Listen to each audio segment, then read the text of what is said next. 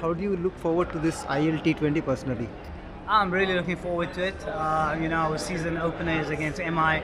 MI is a world-renowned, world-respected franchise that they've won multiple tournaments. So really looking forward to that challenge. They always put up a strong squad, and those are the nice challenges that you want to come up against and test yourself. Okay. Now, being a spinner yourself, so how much satisfying was it to see South Africa winning this historic Test series after 25 years? Oh, unbelievable. It's been so many years of pain, especially for our test team, visiting India for test series and, being beaten quite comprehensively, if I'm honest, in the past. So to see that, my South African team has gone there and done so well, and especially seeing our spinners doing so well, that gives me a lot of joy because in the past series, the Indian spinners have given our batters a lot of tough times. So in a way, for our spin bowlers to give the Indian batters a tough time, that was really nice to see. So, do you think, do you rate this spin attack one of the best spin attacks at this moment globally? Of course, they have to be. Indian batters are very good at playing spin, in my personal experience.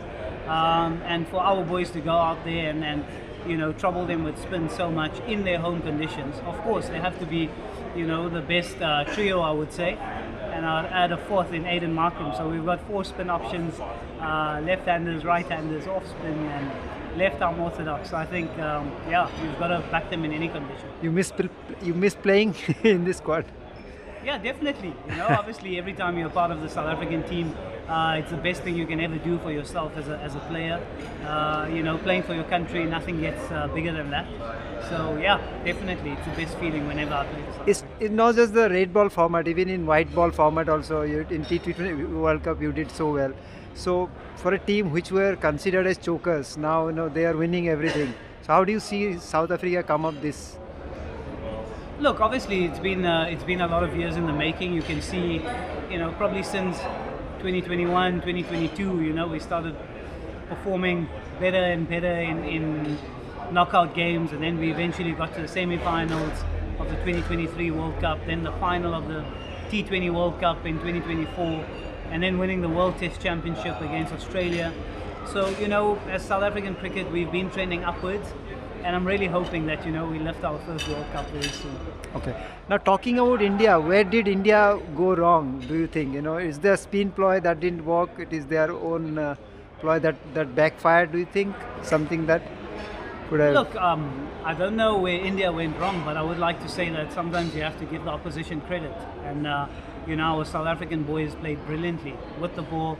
Spin bowlers, fast bowlers, the batters, making big runs and scoring runs at crucial times. So, even us as a South African team, sometimes when we lose, we obviously look at our mistakes, but we also have to give the opposition credit sometimes, when they play well. So, I think our South African boys did brilliantly. And I mean, to win 2-0 in India, that's not a small thing. So, yeah, massive congratulations to Temba and the team for Test victory. And, hopefully, the white ball series as well, they can put in some good performances. And how do you rate this Kolkata pitch? Was it a good display of Test wicket that didn't even last for 3 days? Well, there was a Test match in Australia that only lasted 1.5 days, and there was fast bowlers taking wickets. So, I don't understand what the problem is when bowlers are taking wickets. When batsmen score 600 runs, 650, 550 for 2 or 3 wickets, then there's no issues. Nobody says that the wicket's bad, that there's nothing in it for the bowlers.